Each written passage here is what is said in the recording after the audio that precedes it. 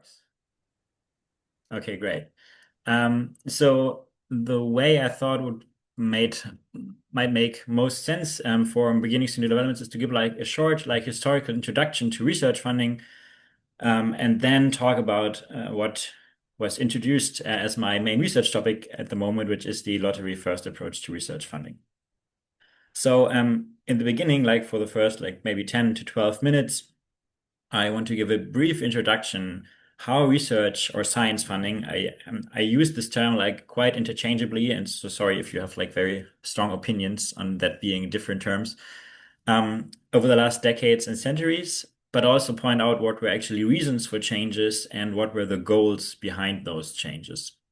And then I want to tie this to today's new developments, introduce the lotteries in funding as a new approach, and then specifically the lottery first approach that we proposed and why we think that might make sense, at least in some scenarios. And then I will also show you a little bit of empirical evidence that we collected over the last couple of years. So why do we talk so much about funding? I mean, this probably goes without saying that decisions about funding influence the science, but there's not enough funding for everyone. So some decisions have to be made. And these decisions also have a political dimension. So if there is like a decision that has to be made, someone has to make a decision. And this is not only researchers, but at some points it is researchers doing peer review or evaluations. But it's also like what actually the funding should go into and which developments and which areas should get more funding than others, maybe. And these decision mechanisms, especially the peer review that is used in project-based funding, are quite contested for different reasons. And I think this is also probably true for the evaluation approach, which is the control angle from basically looking at the past. So where project-based funding is looking into the future and people apply for different projects, and then peer reviewers say, okay, this is a good project, this should be funded.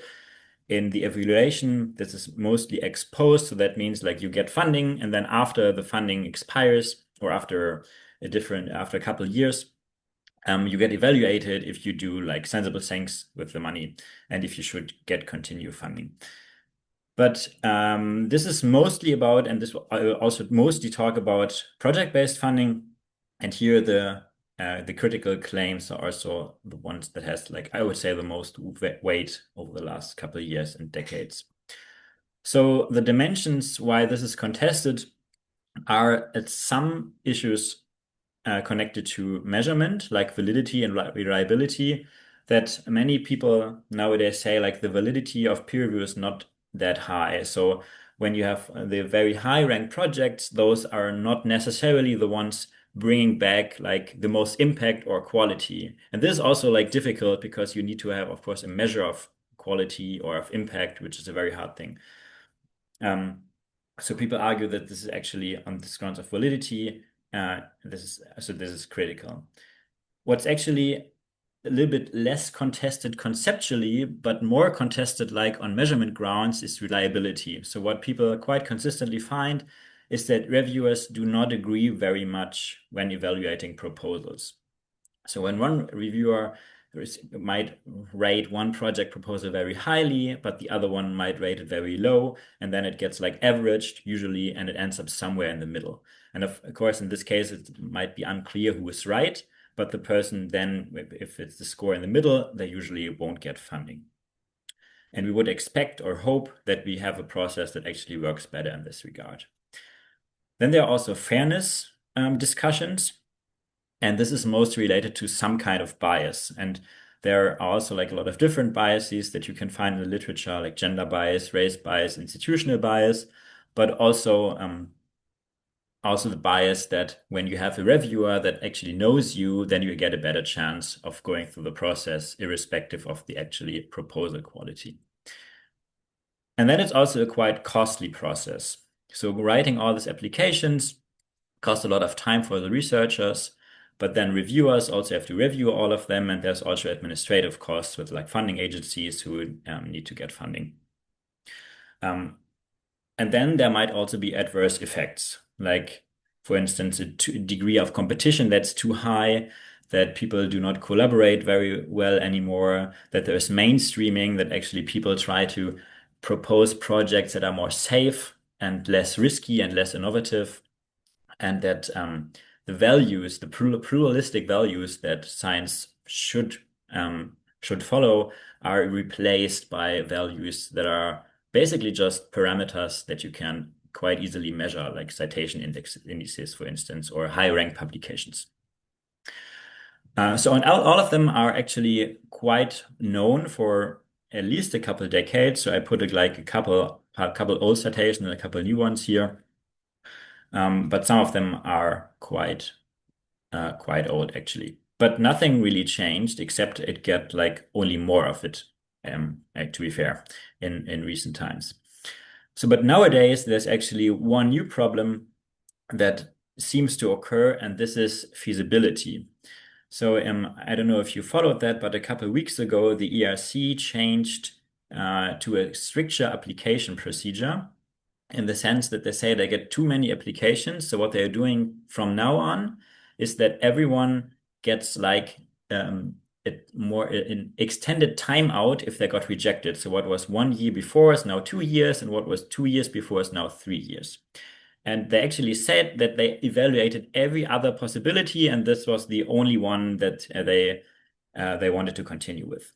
But then there were a lot of backlash with that, and only 2 weeks later they went back on that and said like, okay, we understood that this was not a great change, so we went back and we reevaluate. So they don't do that for now. But the problem, of course, it's still there. So there are a lot of applications, and there are quite more than in the last years, and this is potentially or probably due to AI use. So because we have like these large language models now who can generate a lot of text in a very, very short amount of time, it's easier to write a lot of applications and submit a lot of grant proposals. And this is, of course, a challenge for the system that was under strain to begin with, because it has been always quite hard to find enough reviewers. But now it's even more difficult because there are so many more applications. And this was actually the higher number of applications was actually the reason why the ERC decided to do this change, because they were afraid that they could not uphold their quality that they had before. Okay, so now we could ask, how did we actually get into the system that it gets criticized from multiple angles? It appears to be quite costly, quite difficult to do actually, and it lacks on at least some measurement properties. And I have a small timeline here with what I assume, or I think, which has been the most influential points in the history. And it's not like that of a long-term development. It's still quite recent, with the first beginnings of what we would now call government-funded science only in 1675, but then also like a long stretch where not much happening from today's perspective.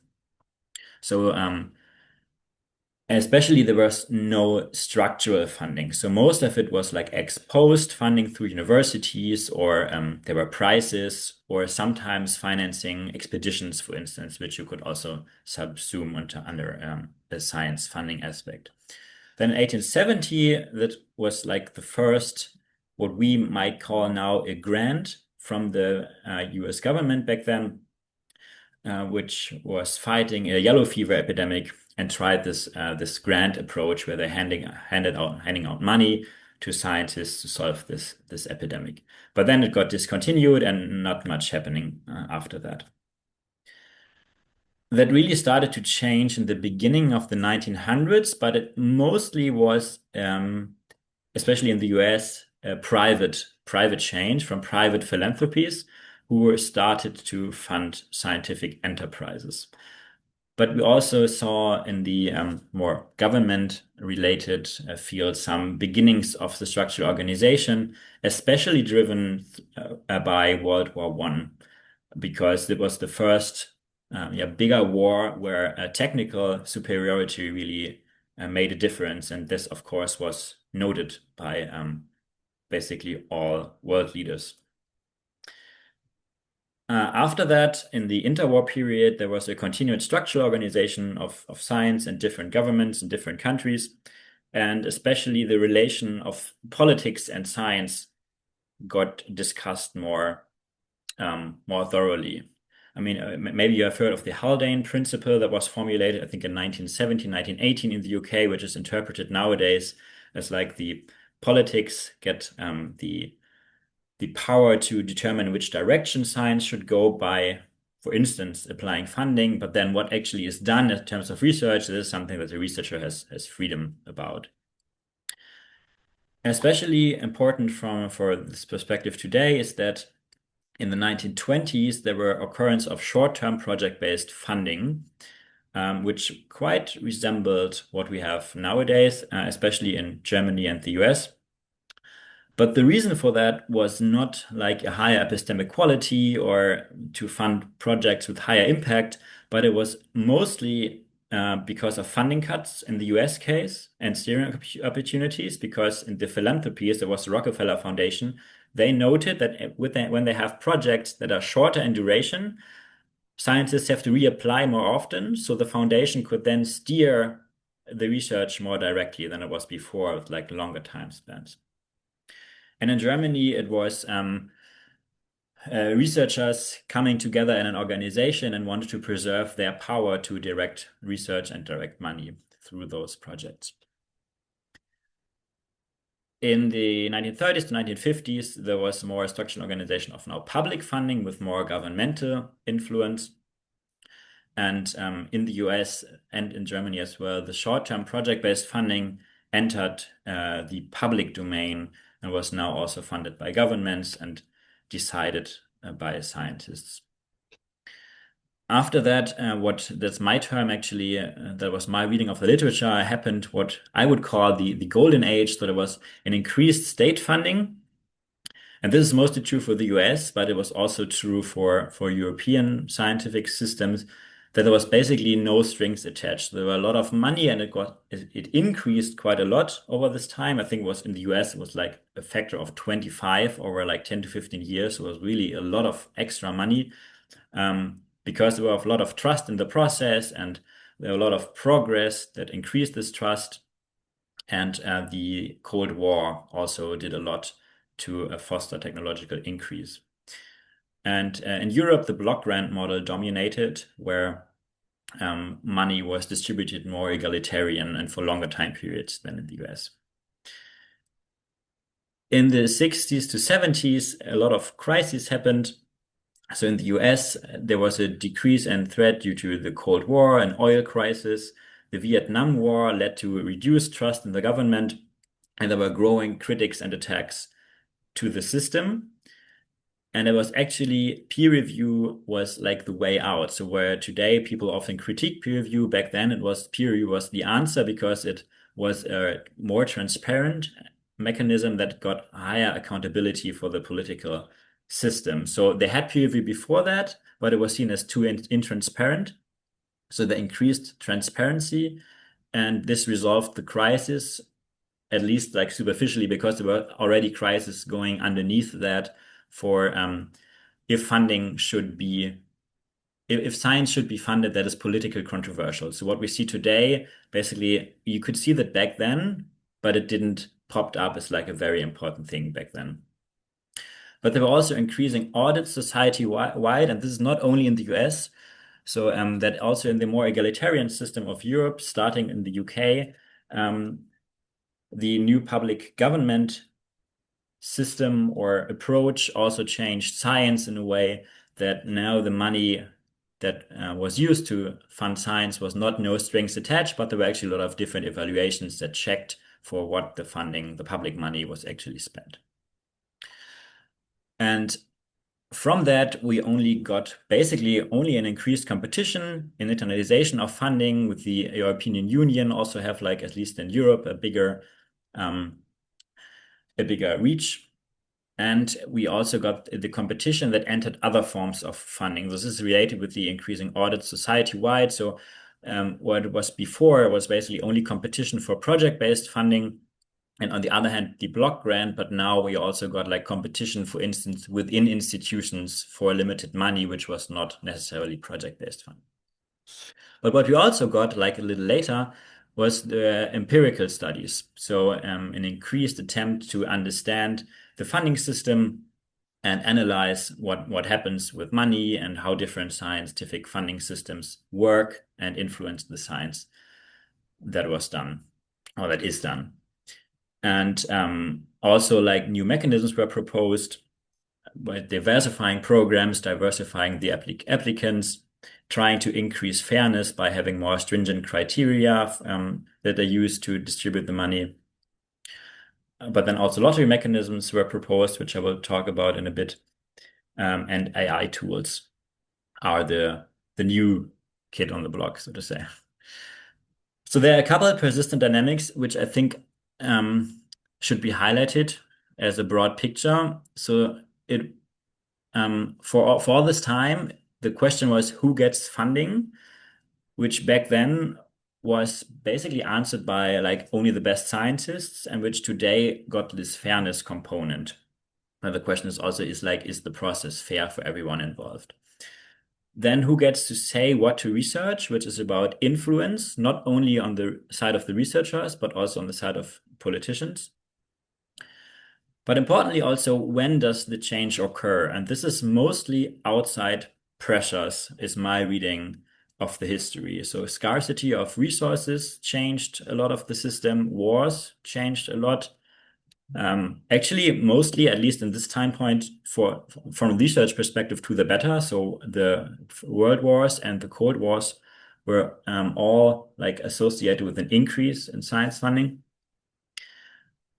But also like pressures for accountability, for transparency and fairness changed the process.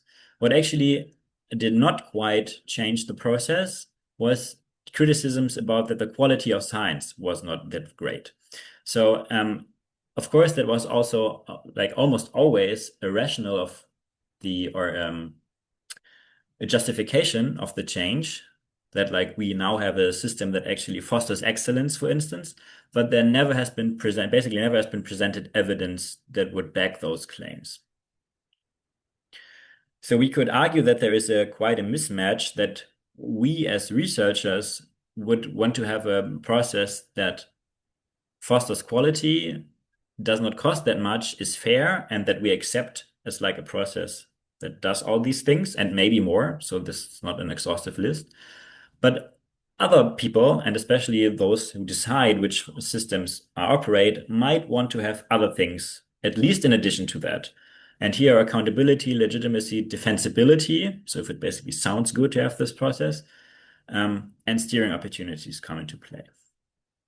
And what I think is an important asymmetry to note here is that in many instances, all these new approaches that are now proposed are expected to deliver evidence on some of these dimensions, which actually the system we work in never had to provide.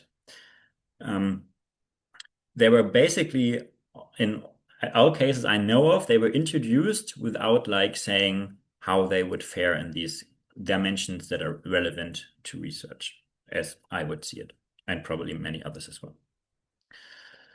Okay, now I would take a turn to the approach to funding that we proposed, which we call the lottery first approach. And this is actually two different publications. The first one from 2023 was this theoretical simulation study where we simulated different funding approaches and predicted some empirical findings. And just to give you a short overview over the different funding systems.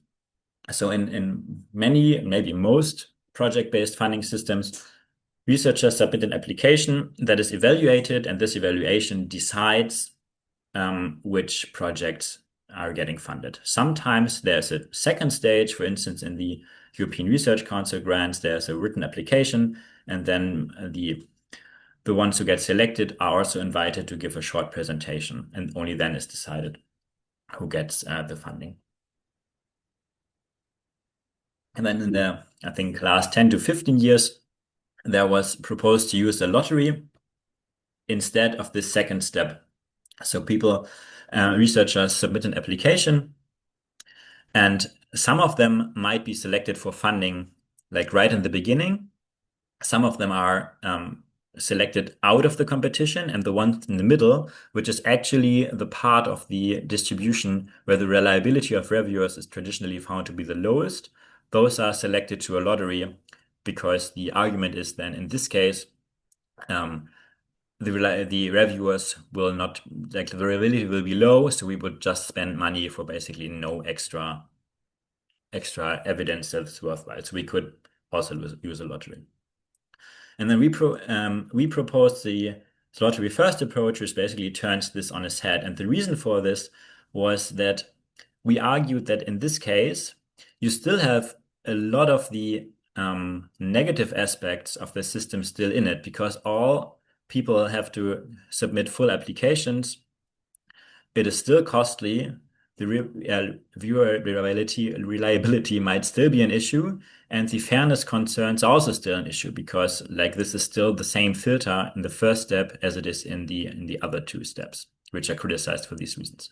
So we said we should use a lottery in the beginning to determine who is actually allowed to have a full application, and then review like only those full applications for these selected number of people. And the idea is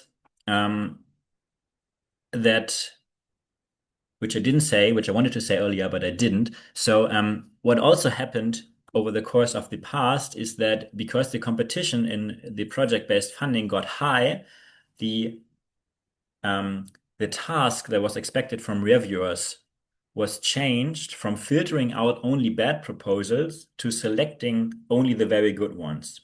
And this is, like, from a measurement point perspective, is a different task. And it has been shown that reviewers are actually better, or at least more reliable, to filter out those bad proposals compared to like only select the best ones. So the lottery first approach, by reducing the number of applications that go into the system, recreate the high success rates for full applications that was there in the past, before the competition got so high. And it also changes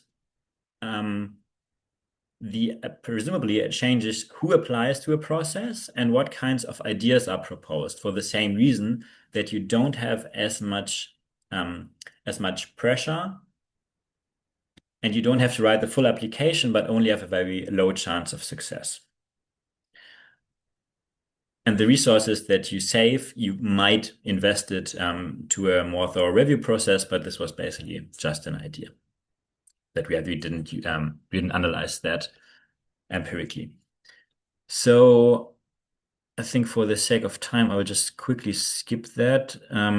This one is, so the right one here is a Shiny app that is also linked in this paper that we used for the simulations, because I found it very helpful to not only do a simulation, but also make the simulation open, so that everyone can actually use the different simulation tools together with their assumptions to simulate how a given project-based funding approach will turn out in the end.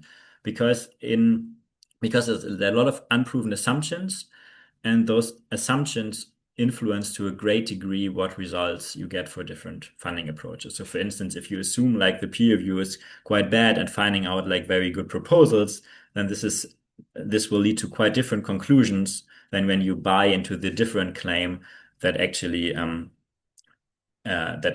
they might be good at it. And this is still a contested finding. So when you have like something that nails down the assumptions and then follows through with what the results are, I think it's a much better base for discussions, what might be helpful to change. So last, I want to show a couple empirical findings, and we were actually quite lucky to get those empirical findings, because we were introduced to a foundation who were actually using this lottery first approach, which we didn't know before, and which was only like 90 kilometers away in Hamburg. So we could just got in the train and visit them and talked about their process. And they were also quite happy because they did it out of economic necessity mostly. So they were quite happy that we had some ideas about theory and could do an evaluation together with them.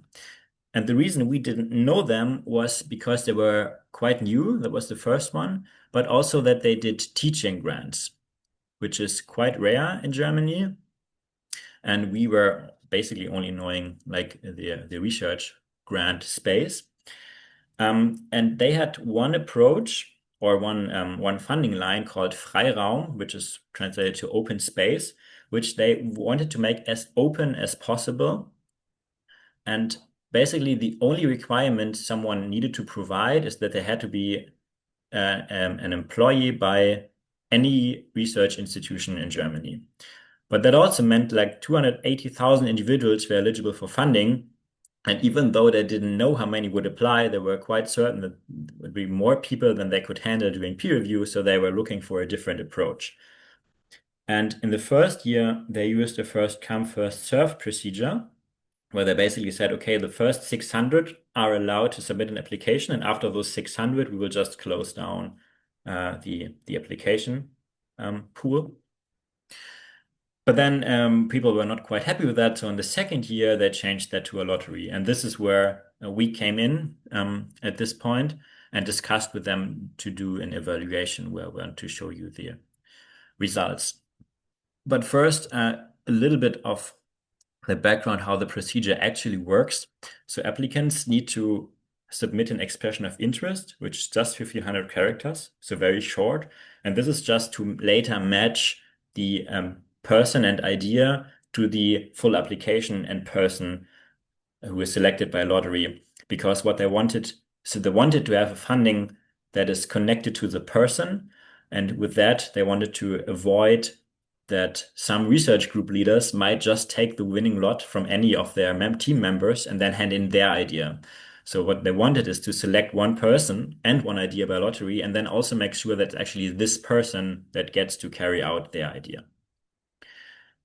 Then they used the lottery to select 500 applications roundabout and invited them to submit a full proposal, about 9,000 characters, did a peer review using 3 peer reviewers, and then select 150 applications. So the success rate in this case, just for the full applications, is about 30% each year. Okay, so what did we find? So we looked at the gender proportion and we compared the results from the lottery approach to the one they used before that. So in this case, there was the first come, first serve peer review. And you see in the, there was about like 40.8% women, of which 38% got accepted and got the grant. And what we see over like now 2 years of the lottery is that the proportion of female applicants was consistently higher in the lottery first approach compared to the approach they used before that. But there does not seem to be like any gender bias in the peer review step. And of course, this is not like all what fairness is about, but this was the data we got access to. So this is what we did in terms of fairness.